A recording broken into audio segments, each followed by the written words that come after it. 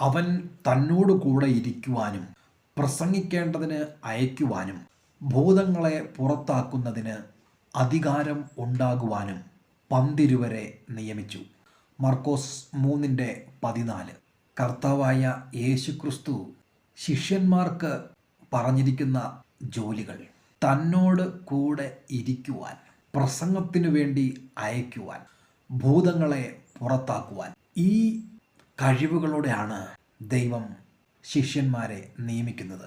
തന്നോട് കൂടെ ഇരിക്കുവാൻ. ദൈവത്തിൻ്റെ കൂടെ ഇരിക്കുവാൻ സമയം ചിലവഴിക്കുന്നവരെ നമുക്ക് ധാരാളമായി അറിയാം.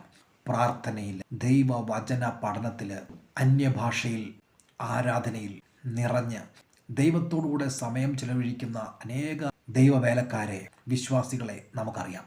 പിന്നീട് പറയുകയാണ്, പ്രസംഗത്തിന് അയക്കേണ്ടതിന്. ദൈവം ശിഷ്യന്മാർക്ക് പ്രസംഗം നൽകി അവരെ പ്രസംഗിക്കേണ്ട ഇടത്തേക്ക് അയക്കുന്നു.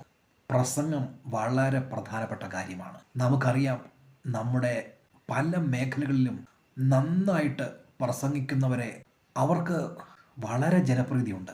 പ്രാഗൽഭ്യത്തോടെ പ്രസംഗിക്കുന്നവരെ എന്നും വലിയ ആൾക്കൂട്ടം ശ്രദ്ധിക്കാറുണ്ട്. 1 കൊരിന്ത്യർ 1:21 ഞാൻ വായിക്കാം. ലോകം ജ്ഞാനത്താൽ ദൈവത്തെ അറിയായ്ക കൊണ്ട് വിശ്വസിക്കുന്നവരെ പ്രസംഗത്തിൻ്റെ ഭോഷത്വത്താൽ രക്ഷിക്കുവാൻ ദൈവത്തിന് പ്രസാദം തോന്നി. പ്രസംഗത്താൽ ദൈവം രക്ഷിക്കുന്നു. ജനങ്ങളെ ക്രിസ്തുയേശുവിലേക്ക് നയിക്കുന്ന സുവിശേഷ പ്രസംഗങ്ങൾ, രക്ഷിക്കപ്പെടുവാൻ ശക്തമായ, മനുഷ്യനെ മാനസാന്തരത്തിലേക്ക് നയിക്കുവാൻ, ദൈവത്തിലേക്ക് തിരിയുവാൻ പ്രചോദനമാകുന്ന പ്രസംഗങ്ങൾ എവിടെ നിന്നാണ് വരുന്നത് എന്ന് പറയാൻ ഞാൻ ആഗ്രഹിക്കുകയാണ്. കർത്താവ് തൻ്റെ ശിഷ്യന്മാരോട് അവരെ പ്രസംഗിക്കുവാൻ അയക്കേണ്ടത് തൻ്റെ ഉദ്ദേശമാണ് എന്ന് പറയുന്നു. ദൈവം നൽകുന്ന പ്രസംഗവുമായി ഒരു മനുഷ്യൻ ദൈവം അയക്കുന്ന ഇടത്തു പോയി പ്രസംഗിക്കുമ്പോൾ അവിടെ അത്ഭുതങ്ങൾ സംഭവിക്കുന്നു. മനുഷ്യൻ്റെ മാനസാന്തരം ഉണ്ടാകുന്നു. തകർന്ന് കിടക്കുന്നിടത്ത് വലിയ വിജയമുണ്ടാകുന്നു. മരണത്തിന് പകരം പുതുജീവൻ ഉണ്ടാകും. അടഞ്ഞു കിടക്കുന്നവ തുറക്കപ്പെടുന്നു.